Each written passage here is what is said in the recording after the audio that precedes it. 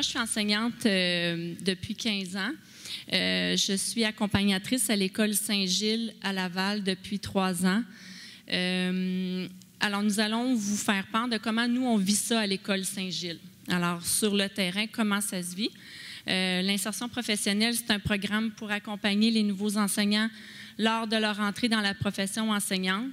Mais c'est aussi l'insertion professionnelle des formations qui nous sont offertes à nous, les accompagnateurs, pour mieux nous encadrer, nous pister, afin de mieux cibler les différentes réalités vécues par les nouveaux enseignants et ainsi pouvoir mieux orienter plus adéquatement, je dirais ça comme ça, nos interventions. L'insertion professionnelle, c'est aussi le désir de cultiver le programme, son programme, donc le programme de l'insertion dans l'école. Comment on fait ça? On accueille les nouveaux enseignants, on les soutient, on les valorise et ça fait que ça suscite l'intérêt pour l'insertion professionnelle.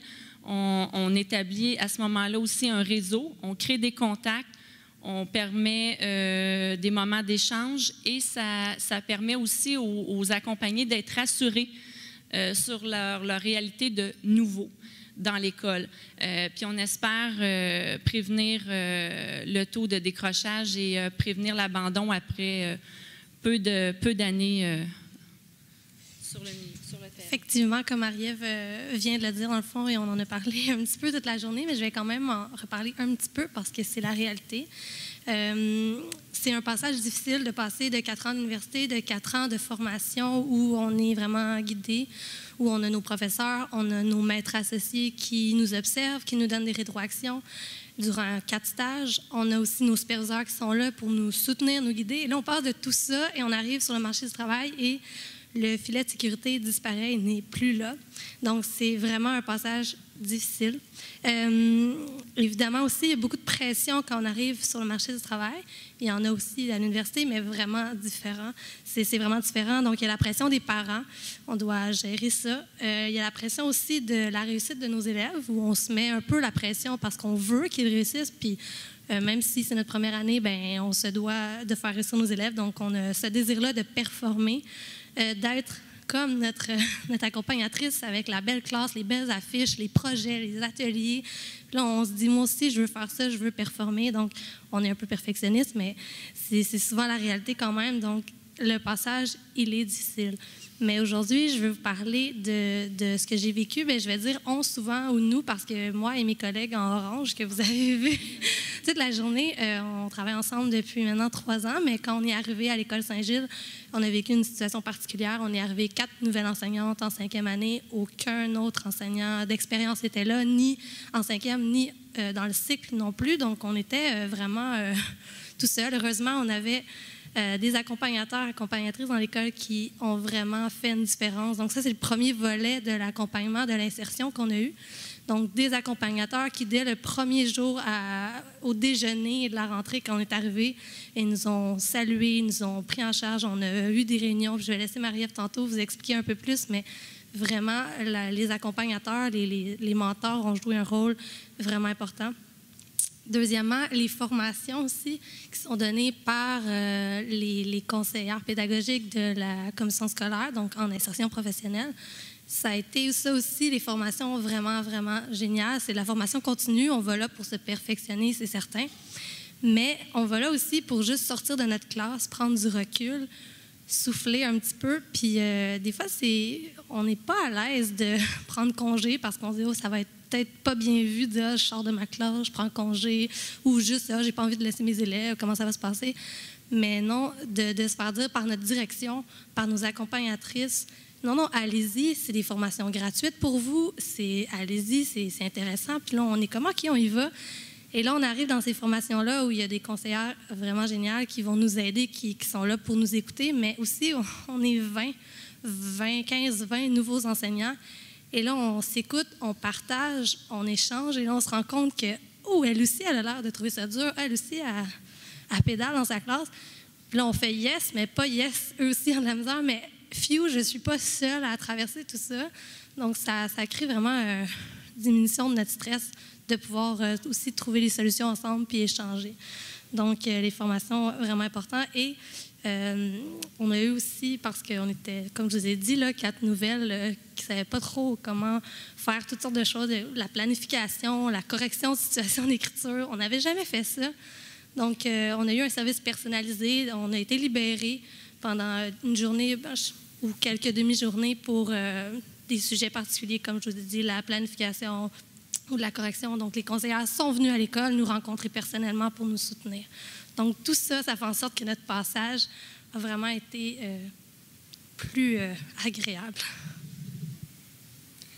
L'accompagnement à Saint-Gilles, c'est surtout un réinvestissement des formations que nous recevons des conseillers pédagogiques, des conseillères pédagogiques et des conseillers pédagogiques en insertion professionnelle, que ce soit sur la gestion émotionnelle, du temps. Rebecca, tantôt, parlait du temps, mais nous aussi, en tant qu'accompagnateurs, on a besoin d'avoir des moments, justement, d'échange parce qu'on a beau, même après 15 ans, dire... on a un bagage quand les accompagnés nous demandent comment tu fais ça, toi, dans ta classe, gérer tel type d'élève. Mais c'est sûr qu'après des années d'expérience, on a un bagage, mais des fois, de mettre des mots sur, bien là, je ne sais plus trop comment je fais ça. Mais donc, en partageant comme ça et en ayant des moments d'échange, ça nous permet à nous aussi d'être formés et d'être mieux préparés. Comment on vit ça? À l'École Saint-Gilles, on privilégie l'accueil dès la rentrée. Donc, on présente l'équipe des accompagnateurs afin de tout de suite mettre un visage sur un nom. On fait la visite de l'école. On prépare des capsules informatives tout au long de l'année. C'est sûr que dès le début de l'année, la première rencontre avec les parents, la première communication spéciale, que ce soit... oui, merci. GPI, la rentrée des notes dans informatique. Donc, c'est ça. On peut faire aussi des rencontres informelles pour le plaisir avant Noël, pour parler, pour évacuer le stress, pour échanger. Donc, comme accompagnateur, on leur mentionne que notre porte est toujours ouverte. On fait preuve aussi de bienveillance, on va vers eux, donc on leur demande s'ils ont besoin de quelque chose. Un simple bonjour le matin, comme on accueille dans le fond un peu nos élèves. Puis il y a la possibilité d'aller aussi observer les enseignants à leur demande pour les pister ou dans leurs interventions. Et tout cet accompagnement-là a des retombées sur les accompagnateurs et les accompagnés. Donc, comme Marie-Ève l'a dit, comme je l'ai mentionné tantôt, tout ça, ça engendre beaucoup de retombées pour nous. Ça, tout de suite, nous, on peut vous témoigner qu'on a senti qu'on faisait partie de l'école, qu'on faisait partie de l'équipe quand on a mis le pied dans l'école. On n'était pas juste les petits nouveaux qui, l'année prochaine, vont probablement plus être là. Donc, vraiment un gros sentiment d'appartenance qui s'est développé et ça nous donne envie de revenir, c'est certain. La preuve, c'est que ça fait 3 ans qu'on revient, donc c'est notre 3e année cette année. Donc, ça nous donne vraiment envie de revenir. Et non seulement ça nous donne envie de revenir, mais ça nous donne envie aussi de redonner au suivant, même si ça fait juste 3 ou 4 ans qu'on est là. Bien, l'autre qui arrive et que c'est sa première année, bien, on a le goût de lui faire vivre la même chose qu'on a vécu, puis d'être accueillant, puis même si on n'a pas tous les outils, des fois juste de redonner, parce que pour nous, ça a fait une différence, donc on veut continuer ça. C'est sûr aussi que c'est extrêmement sécurisant de savoir qu'on a des solutions, on a toutes sortes de solutions, on a nos accompagnateurs, on a les conseillères, on a nos formations. Des fois, on regarde notre agenda, puis dans 3 jours, j'ai une formation. Yes, ça va faire du bien. Juste de savoir qu'elle est là, bien, des fois, on n'a même pas besoin d'utiliser les ressources, mais c'est vraiment, ça diminue notre stress. Donc, comme je disais, le fait qu'on revienne donne aussi une stabilité dans l'école parce que dans notre école, il y avait beaucoup de mouvements, donc ça a créé une stabilité et ça, c'est vraiment super. Les retombées de l'insertion professionnelle sur les accompagnateurs, bien, c'est sûr que c'est une culture qui est présente dans l'école. On essaie de la faire vivre. Ça crée une bonne ambiance.